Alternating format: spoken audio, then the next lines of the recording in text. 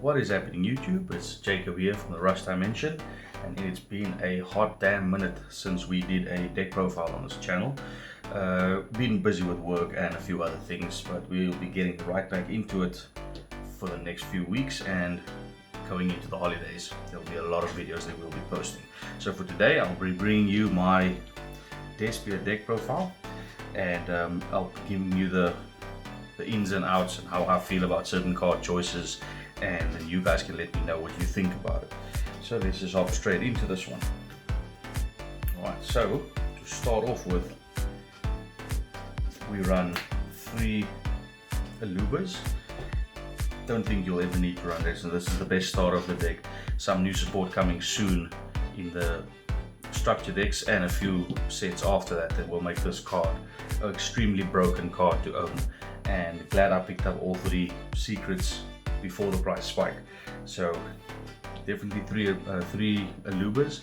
I enjoy this card's normal summon a lot more than any other normal summon. I do not run the invocation in this build, so no Alistairs, because this just proved to be a bit better against most of the meta decks that we play against. I don't play this deck competitively, although it does stand up against a lot of the meta decks currently running. Also play the 3 tragedies, also never less of this. If you really must cut something, you can cut one of these, but I enjoy seeing this with branded opening in my opening hand, and it gives them something to ash.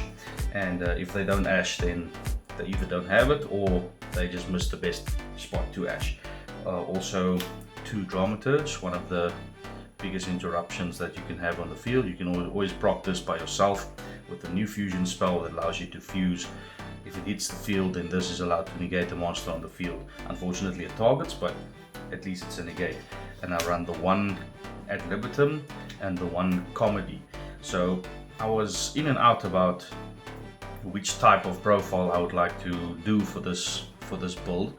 I had 2 ad libitums for a while, and the ad libitum at 2 allows you to do quite a few more like link plays or more exceed like rank 8 plays, if that is what more your type of build. I will add some of those combos in the combo section of this video, so you can see what you can run if you don't have or would prefer to run different variants. And I ended up adding in the 1 comedy because of the soul swords there, the blackout targets, so this will help you to play around that, and because people are more on Imperm and Veiler. So this, if you have nothing else that you need to add for the following turn, then you can add the comedy. And if they are on Imperm or Veiler or anything like that, you can use this to out that. And it came up quite a few times, and I'm glad I made that change. And then for the next part of the monsters, I run 3 Edge and Chain, because I do run a patchwork engine in here as well. I ended up changing this into so I run 3 Edge and Chain over 3 patchwork. So I only run the 2 patchwork. We'll get to the spells later, so you'll see that. Reason for that is you want to have this in your hand, use it as a fusion material. Check if they have an ash on this. If they don't have an ash on this, you add the Fright for patchwork, you use patchwork, and if they don't ash there, you're just going to keep adding advantage. So this worked quite well. You can, if you want to play it in reverse, you can obviously take out one of these and add in the 3rd patchwork, if that's more your play style, or if you want to choose to let them ash on the spell card rather, because there's a lot of points in this deck where you can get ashed, and if they don't ash you on certain points, it just gets more difficult. So if they don't have ash at the end of the day, your board just looks a lot more ridiculous. And just for the heroes, because you do play the Destiny Fusion package in here as well, the Denier and double melee, just because it's recurable darks that you can use as fusion material. And in this version of the deck, you'll see in the combo section, you can actually use Destiny Hero Dangerous and use the Dangerous as an extra body on board, and still hard make your DPE. And after DPE is on the field, you can still use the effect of Denier to put the melee on top, and you have melee as a follow-up for the next turn if you need. Or you can use the fusion on field with the Denier on field to make Draco's Despia if you want an extra negate in your opponent's turn. So that's one way of going about it, but again, you'll see this all in the combo section. And for the only hand trap, I played the gammas, basically just so that when they do ash you at a, let's say for example that your hand is not looking very great, you kind of need the two spells or effects to go through before your normal summon, and if they ash you on one of these, you might have a very subpar board and they'll be able to break through it easily. So the gamma is just there so that you have a lot of effects that happen when there are no monsters on field, and if it actually resolves that you have the driver and the gamma, then you have extra lights on the field to summon more extra materials, or you can just link this off and make a Verte and then use Verte's effect to summon more things that you need or that you couldn't reach if you didn't draw into your Fusion Destiny, for example, or any other fusion that you'd like to play. For the spell lineup, we have the 3-banded opening. This is my favorite spell in the deck. You can banish this to protect any of your fusion monsters on the field, and this also fetches a lot of, well, all of your Despia monsters out of the deck. And next we have 3 branded in reds. I bumped this up to 3 because the card is ridiculous. Your recursion for the archetype started with this card, where you can add a monster back from the graveyard, a Despia monster obviously, and then fuse. You don't have to use the one that's in your hand. You can use cards that are on the field. Although they are banished, that's fine. You'll have a starter in your hand, or whether if you choose to use the card in your hand, you can get the effect again, because most of the Despia monsters trigger whether they are banished or sent to the graveyard, which is pretty cool. And then just the one theater. I wanted to run this at 2, but it's actually not necessary. The thing is, if this is on the field and they take this off the field, that is completely fine. You have more than enough other fusion spells in the deck. Next is the Fusion Destinies. You can chop this down to 1. I just prefer opening it, because if you brick, then this actually becomes your starter card, and to make the game a bit more difficult for them to play through. And then obviously for board breakers, we do play the 3 super polymerizations, and then I just added the 2 normal polymerizations. This is just for the Frightful package, so that you have more fusion spells that are searchable, or kind of searchable, in the deck. So if you see your polys, that's fine. If you don't see it, you see an Edgem chain, and you can get another fusion spell in that sense. And for one more fusion spell, I have the instant fusion, because we do play Millennium Eyes in the extra deck, just as an extra negate to take care of hand traps from your opponent's side. And then 2 Frightful Patchwork. You can obviously bump this to 3 and drop one, either drop one of your other cards or the one Edgem chain, if that is how you prefer to run the engine. I just prefer having the dark target and having it search the patchwork, and just the one call by and just the one gold sword to round off the main deck. Call by, obviously, just do another gamma so that you can get your plays through, and it's also an awesome negate in this format. I preferred Gold Sock over Foolish, because you can actually ash the Foolish Burial, but you can't ash the Gold Sock. So the idea was using Gold Sock, send the Tragedy, and then get Tragedy's effect. If they ash there, then it's fine. At least then the card will come back to your hand in the second standby phase, and you can prep your hand according to that. Then going into the extra deck, we play the 2 Masquerade Dragon. This is one of my newest favorite cards to play. If you are able to knock down your opponent to an extremely low life point count, and you make this, or you're just able to make this, that's pretty much game there, because most players need to be able to activate effects, and if they can't activate the effects, then this thing's going to kill them. It's a very, very nerveable card, and if you get both of them on the field, that's 1200 that you'll be deducting every turn, every time they use a card effect. So that's pretty cool. I still stuck with double Quaritas, just in case these get outed, then you at least have a follow-up, but I felt a bit uneasy just having the one, so that you can at least get your monsters out of the deck, the Despia monsters, so that you can keep playing or keep recurring your effects in that way. And just the one, so this will be the boss monster of the extra deck, so that this actually comes up a lot, because you have a lot of lights in your own deck, and also the opponents that you're playing against makes this a very good super poly target. Against Drytrons, it's a super poly target, which is pretty cool. You can use their DPE and their Arc Light, or perfection or ultimateness, then you can make this, and then you can use the effect to banish a card or special summon the card to your side of the field, or extra deck monster. And for example, against the Shaddolls or Invoke variants, if you use this to take out their fusion, they can't make a Guidis, and if you use this to take out their App Cologne, they can't use the Schism if they just freshly ascended. And if the App Cologne was summoned correctly to try and attack your board, you can use this one to special summon the App Cologne to your side of the field. And because App Cologne says when this card is special summoned, you can use the effect to negate something on their side of the field. So this is actually pretty good in this format.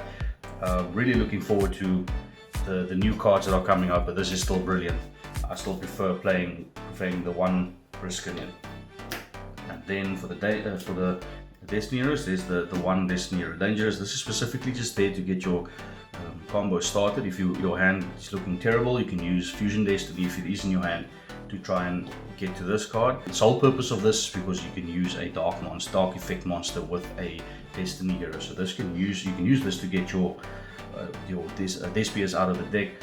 Specifically the Tragedy, because then you can trigger the Tragedy's effect, and then you can get yourself an Aluba as a normal summon, or you can get yourself a Dramaturge as a extra disruption on the opponent's turn if you can fuse in their turn using Branded Red.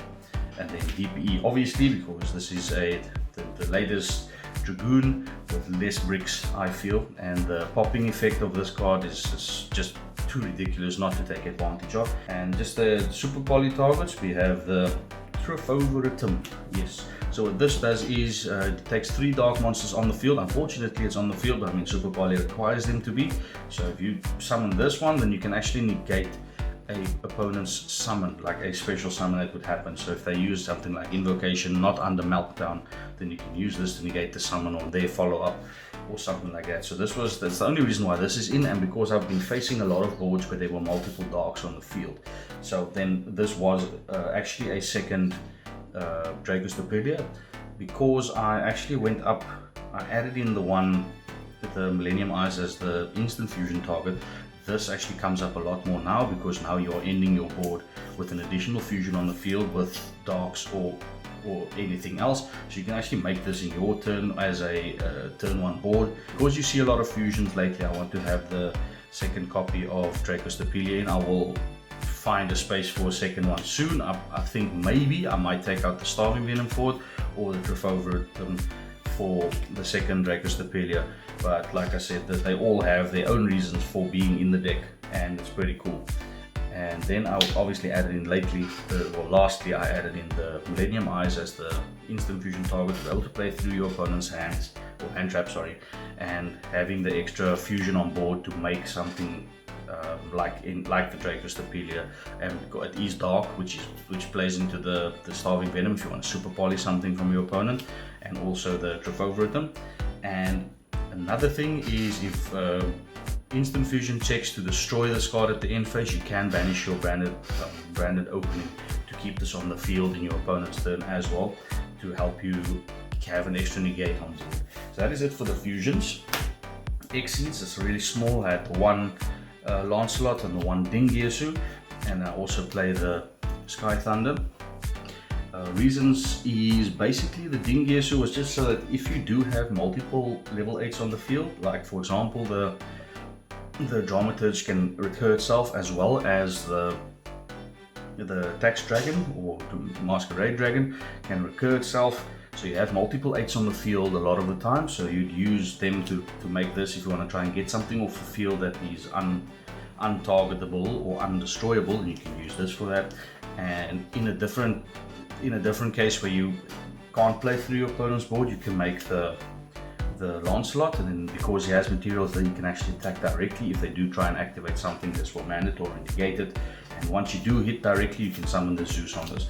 And basically the same type of thing with the Dingirsu. If they try to destroy this, you can detach instead, and the damage still goes through, and you can summon the Zeus. So literally, it was the best Zeus targets that I could find. I did play the Hope Harbinger Dragon not so long ago.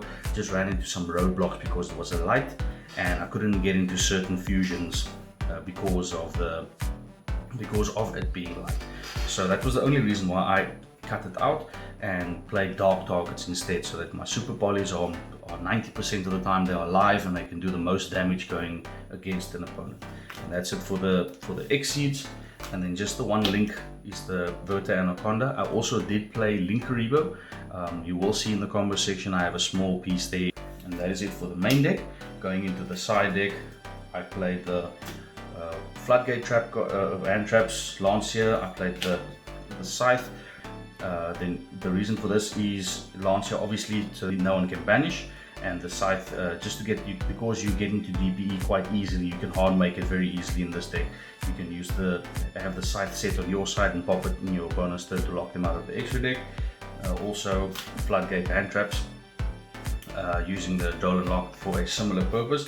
This can obviously be any other hand trap that you feel, bells or meisters or anything. I try to stick to lights and darks in the hand trap lineup as well, so that you can continue fusing, but the Dolan Lock came up a lot in testing, so that's why I added in this just for to make your dry turn matchups easier, try to get matchups easier. So a few other meta deck choices that Droll actually stops the turn completely, and that's the reason why I kept in the Drolls. And going on to the next ones, the reason why I put in the Scythe was because I played 3 artifact ignitions. So the reason for this is that I still do respect the back row matchups, Altergeist and Guru Control, for example, Amazements, Eldritch, any of those. So what happened was I had Twin Twisters in for a very long time, and I just didn't see them. I didn't side them in. It wasn't necessary. It was just there. It was in case you did see something. So I like I said, I didn't want to not have back row removal, so I opted to swap out the Twin Twisters for artifact ignitions, because you can actually use this, pop a card on your opponent's side and set something like Lancia or Scythe, and then once you get to your DPE, then you can use the effect to destroy the card and get the effect engraved. So that was the only reason why I did that. Came up quite a few times, about 3 or 4 times actually, and the other part is that if they do destroy this by card effect, then they skip their battle phase. So that was just another thing that going into time, because time is unfortunately, you'll run into time quite a few times, and so the idea was, if I can't burn them with the Tax Dragon, then having this set, and if they try and do something to try and get over your board, and one of their actions is to destroy this back row, then that's fine, it will be destroyed, and then they'll skip their next battle phase, which then means they cannot attack you for that turn. And then hopefully you'll win in time, or at least you'll draw then, like what happened the last time I played it. I do play the 2 Dark Blue no more. I just wanted something to more go second cards, or to help go second cards would be like this, or I do not have Forbidden Droplets, but Forbidden Droplets isn't really good in this type of deck, so I left it out. And I did want to have the last 3 spots open for Evenly Matched, because Evenly Matched is, again, same as Dark Ruler. You can change the ratios the same way you'd like it, or any way you like it, just to break boards or help break boards easier. And this was the ratio that I needed, or chose to go with to help me break boards. And onto the combo section.